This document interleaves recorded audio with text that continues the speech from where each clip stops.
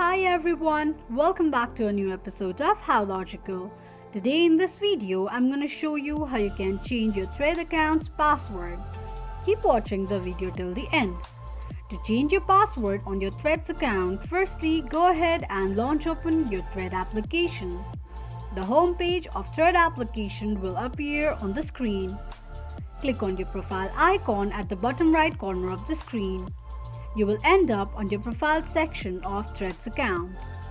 Tap on two lines at the top right side of the page, then click on Account.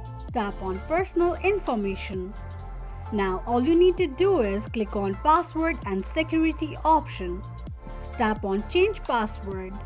On the next page, enter your current password, create a new password for your Threads account, confirm your new password by re-entering it and then tap on Change Password.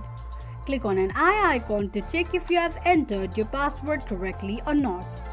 This is how you can change your password on Threads account quickly and easily just in few steps. If you have any thoughts or queries, let us know in the comment section. Don't forget to subscribe to our channel. Also press the notification bell icon so that YouTube will notify you whenever we post a new video. I hope this video was helpful to you. Thank you so much for watching.